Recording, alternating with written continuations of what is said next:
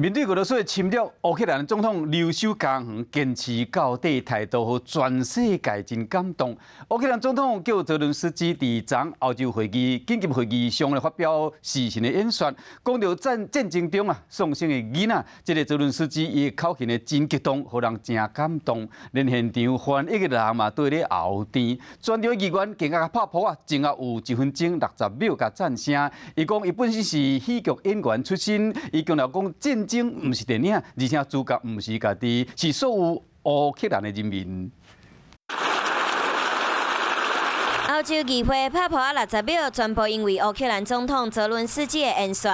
Знов президент Путін скаже, що це якась там операція, і ми б'ємо по військовій інфраструктурі, де наші діти, на яких вони військових заводах працюють.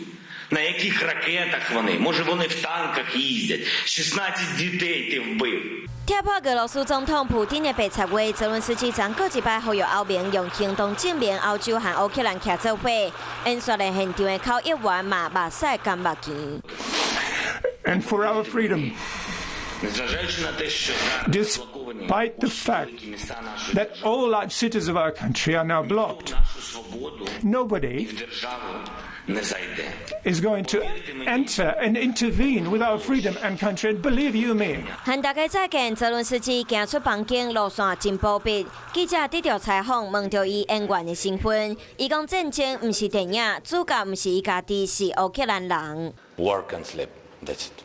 Can you see your family? Can you see your kids? No, I can't. When was the last time you saw them? Before this war. 澤倫斯基這天才拄和美國總統拜登講電話講半點鐘。2月16這天嘛，就是開戰了第3天，伊和超過14個國家元首講電話。澤倫斯基講到這場戰爭要是真有信心。Робимо щиро і вважаємо, що ми повинні захищати все своє заради майбутнього наших дітей, яких також треба сьогодні захищати. Тому що ви бачите, що 開戰進前穿西裝，戰鬥當中穿外套，伊直到今嘛穿西亞衫，連喙鬚攏無扣。澤倫斯基今嘛敢若嘛，互國際社會愈來愈欽佩。我是喜顾雅外，你订阅华视新闻 YouTube 频道了吗？记得按赞、订阅、开启小铃铛，也不要忘记收看华视新闻杂志哦。